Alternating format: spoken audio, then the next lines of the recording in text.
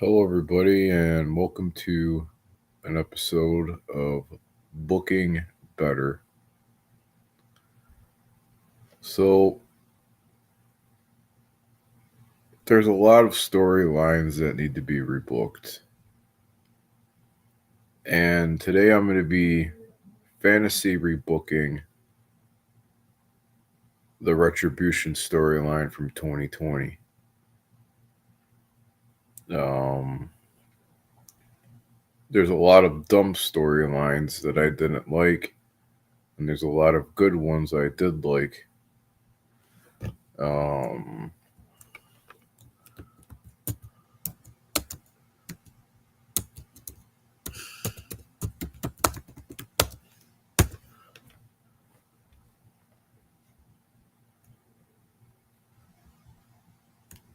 for example,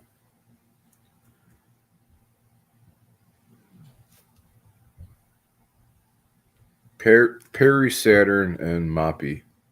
That's the that's the angle I did not like. Mr. McMahon's legitimate son, Hornswoggle, that was a dumb storyline. Katie Vick, that I've already talked about, that's a dumb storyline. Hornswoggle is cruiserweight champion, complete failure. Vel Venus gets castrated. It's the episode on Raw where Kai and Tai was gonna chop off his penis. That's a dumb storyline. No, actually, that's a dumb. It's not a story. It is a dumb storyline, but it's a dumb angle. Tim White's suicide watch. Oh my god,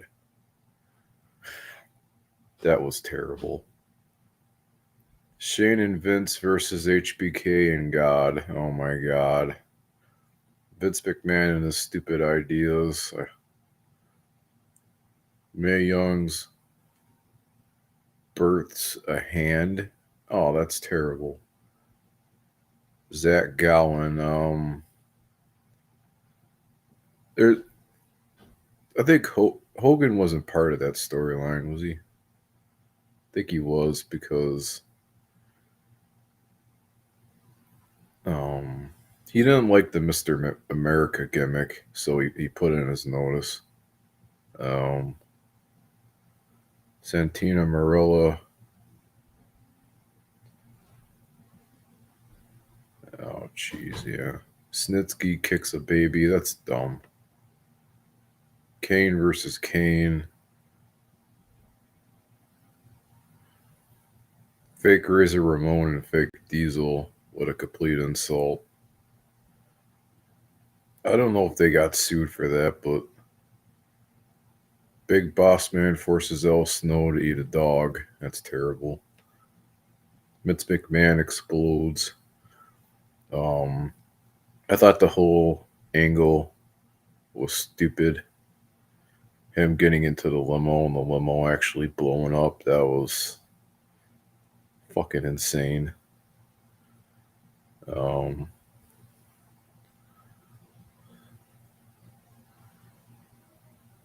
there's a lot of dumb storylines here.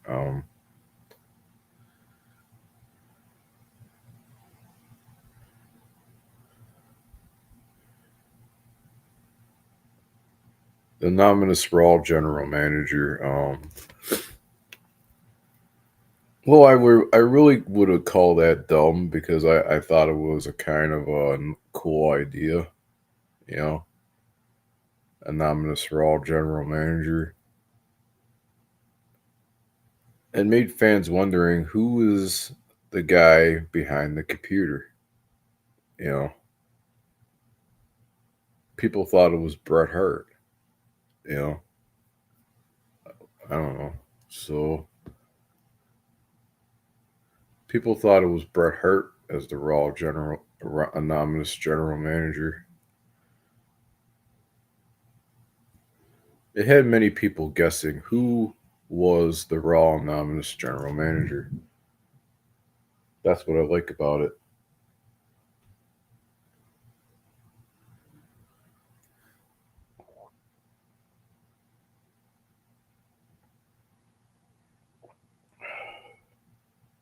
So when you talk about the Retribution storyline from 2020,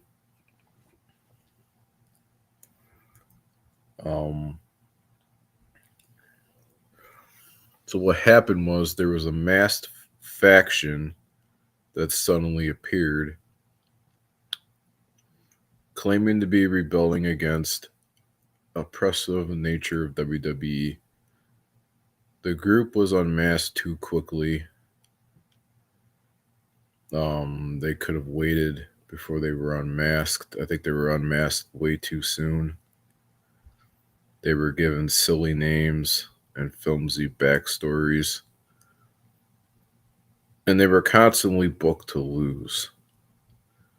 So they were pretty much being buried by Vince McMahon.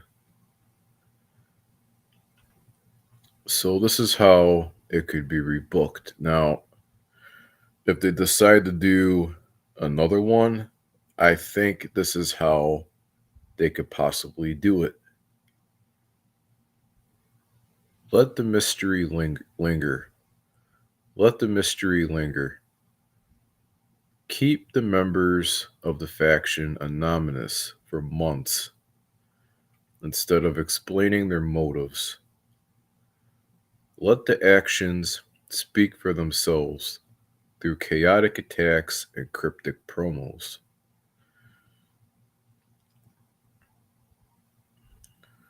What they should also do is have them have a more powerful leader. Have the group's leader be respected, someone who's a major star, who turned his back on the system, giving the faction instant credibility.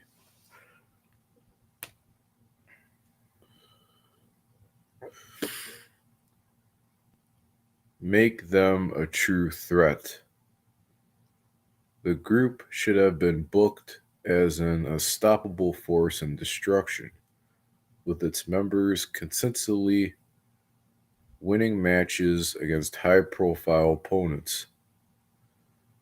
This would have made their eventual defeat a bigger deal for whichever star finally overcame them. I think that's how they could rebook it if they decide to do another one. Um, I don't know. I just think they had a weak leader. You know, they had a leader as a fucking mid carder. It's like, why are you head doing that for?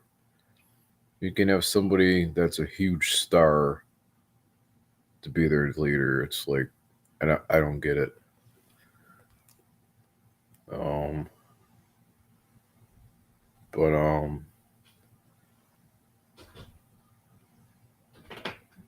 yeah, that's how I would rebook it. Pretty much. So if you like videos like this, leave a like and subscribe. Thanks.